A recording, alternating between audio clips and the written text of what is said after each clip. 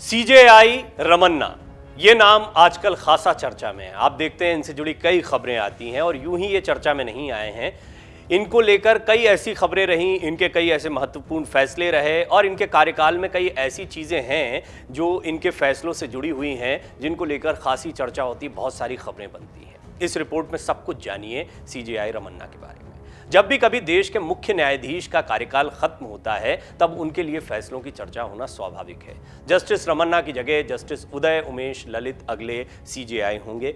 Supreme court के वरिष्ठतम न्यायाधीश justice N V Ramana 26 अगस्त को रिटायर हो रहे हैं, लेकिन जाते जाते चीफ जस्टिस ऑफ इंडिया ने इंडियन जुडिशरी पर अपनी छाप छोड़ने की कोशिश की है। ऐसे में जानते हैं उनके जन्म स्थान से लेकर उनके एक जस्टिस के रूप में जो सफर रहा है वो कैसा रहा, कौन कौन से बड़े फैसले हैं उनके जो यादगार रहे हैं। चीफ जस्टिस रमन्ना 2 सितंबर 2019 को दिल्ली हाई कोर्ट के चीफ जस्टिस बने थे और 17 फरवरी 2014 को सुप्रीम कोर्ट के न्यायाधीश नियुक्त हुए थे। अपने रिटायरमेंट से एक दिन पहले जस्टिस रमन्ना ने कहा, मुझे उम्मीद है कि मैं उस उम्मीद पर खरा उतरा हूं जिसकी आपने मुझसे उम्मीद की थी। उन्होंने आगे कहा कि सुप्रीम कोर्ट कॉलेजियम ने उनके कार्यकाल के दौरान कई हाई कोर्ट में करीब 224 न्यायाधीशों को सफलतापूर्वक नियुक्त किया। दिल्ली हाई कोर्ट से संबंधित लगभग सभी नामों को मंजूरी दे दी और उम्मीद है कि इन सिफारिशों को केंद्र द्वारा जल्द ही मंजूरी दे दी जाएगी। न्यायमूर्ति रमन्ना ने आगे कहा कि उन्होंने अपने कार्यकाल के दौरान न्यायाधीशों की नियुक्ति और बुनियादी ढांचे से संबंधित मुद्दों को प्रमुखता से उठाया। उन्होंने कहा कि उन्हें उम्मीद है कि वो कानूनी बिरादरी की अपेक्षाओं पर खरे उतरे होंगे। सीजेआई रमन्ना ने यह भी कहा कि मुझे उम्मीद है कि मैं उस उम्मीद पर खरा उतरा हूंगा जिसकी आपने मुझसे उम्मीद की थी। मैंने प्रधान न्यायाधीश के रूप में अपने कर्तव्यों का हर संभव तरीके से निर्वहन किया है। आप सभी जानते हैं कि मैंने 2 मुद्दों को पुरजोर तरीके से उठाया, बुनियादी ढांचा और न्यायाधीशों की नियुक्ति। सुप्रीम कोर्ट और कॉलेजियम के साथियों को सहयोग के लिए धन्यवाद। हमने कई हाई कोर्ट के करीब 224 न्यायाधीश सफलतापूर्वक नियुक्त किए। उन्होंने कहा, मुझे लगता है अब हमने 1 या 2 नामों को छोड़कर लगभग सभी नामों की मंजूरी दे दी है। मुझे उम्मीद है कि सरकार उन नामों को भी हरी झंडी दे देगी। रमन्ना ने आगे कहा, मुझे कभी किसी हड़ताल या किसी धरने या किसी भी चीज़ का सामना करने का अवसर नहीं मिला। ये सबसे बड़ी उपलब्धि है, क्योंकि मुझे चेतावनी दी गई थी कि तुम दिल्ली जा रहे हो, तुम्हें धरना और हड़ताल का सामना करने के लिए तैयार रहना चाहिए, लेकिन ऐसा कुछ नहीं हुआ। चीफ जस्टिस ने गुरुवार को इन 4 मामलों पर सुनवाई की थी, जिनके बारे में इस रिपोर्ट में जानना जरूरी है। चीफ जस्टिस ने ठंडे बस्ते में पड़े पेगासस के मामले को सुना। पेगासस का मामला, जासूसी का मामला बहुत चलता रहा, बहुत सुर्खियों में रहा है। इस मामले को उन्होंने सुना है। दूसरे नंबर पर पंजाब में प्रधानमंत्री मोदी की सुरक्षा में चूक का मामला, आपको याद होगा कितना गरमाया था। इस चूक के मामले को भी उन्होंने सुना। तीसरे नंबर पर चीफ जस्टिस रमन्ना ने पीएमएलए एक्ट पर सुप्रीम कोर्ट के फैसले पर आई रिव्यू पिटीशन को सुना।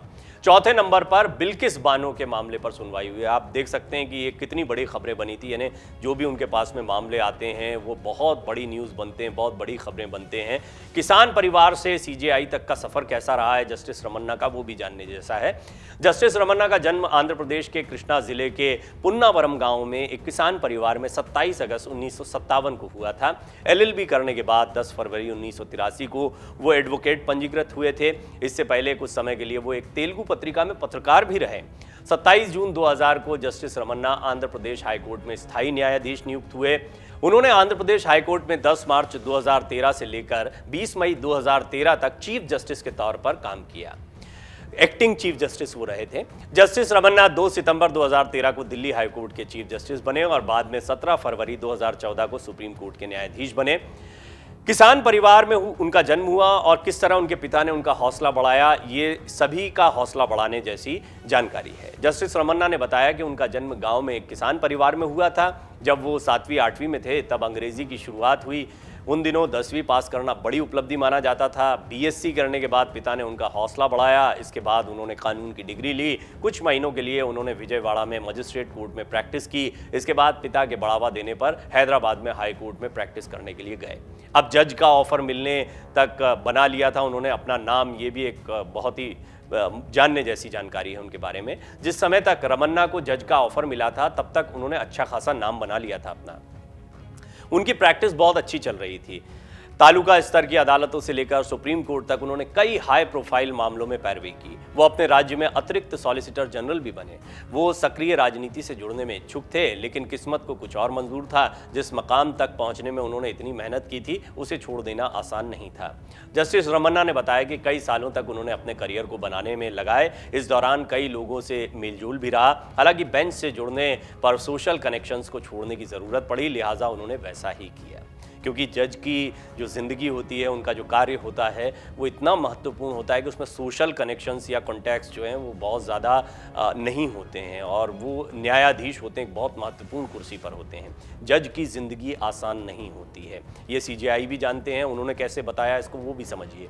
सीजेआई ने कहा कि लोगों की सामान्य सोच के उलट जज की ज़िंदगी आसान नहीं होती है। जज वीकेंड और छुट्टी के दिन भी काम करते हैं। वो ज़िंदगी के कई खुशी के पल नहीं मनाते हैं। इनमें महत्वपूर्ण पारिवारिक आयोजन शामिल हैं। हर हफ्ते 100 से ज़्यादा केसों को तैयार करना, दलीलों को सुनना, अपनी रिसर्च करना, फैसलों को लिखना और उसके साथ ही तमाम प्रशासनिक कामों को भी अमली जामा पहनाना आसान नहीं है। जो व्यक्ति इस पेशे से जुड़ा नहीं है, वो शायद कल्पना भी नहीं कर सके कि तैयारी में ही कितने घंटे चले जाते हैं। सीजेआई ने कहा, हम कई घंटे पेपर और किताबें पढ़ते हैं, अगले दिन लिस्ट हुए केसों के लिए नोट बनाते हैं, कोर्ट उठते ही अगले दिन की तैयारी शुरू हो जाती है। ज़्यादातर मामलों में ये अगले दिन आधी रात तक चलता है। हम वीकेंड और हॉलीडे पर भी काम करते हैं, रिसर्च करते हैं, फैसले लिखते हैं। इस पूरी प्रक्रिया में ज़िंदगी में खुशी के कई पल भी गंवाते हैं। कई दिन घर के नाती पोतों को नहीं देख पाते हैं। ऐसे में जब कोई जजों के बारे में ये कहता है कि वो आसान ज़िंदगी जीते हैं, तो ये बात हजम नहीं होती है। अंदाज़ा लगा सकते हैं कि सीजेआई रमन्ना की ज़िंदगी जो है वो कितनी संघर्षों से भरी रही है, और एक ऐसी ज़िंदगी रही है जो कानून की दुनिया में अपना नाम बनाने वालों को या इस फील्ड में आने वालों के लिए एक आदर्श से कम नहीं है। इसीलिए उनको कई वजहों से जाना जाएगा, वो चाहे कई मामले हों या उनकी अपनी ज़िंदगी का सफ़र हो, जिसकी वजह से उन्होंने अपनी पहचान बनाई। डाउनलोड करें अमर उजाला ऐप और पाएं खबरें लगातार। अगर आप ये वीडियो YouTube पर देख रहे हैं तो हमारे चैनल को सब्सक्राइब करें और बेल आइकन को दबाना ना भूलें। अगर आप Facebook पर यह वीडियो देख रहे हैं तो हमारे पेज को लाइक करें।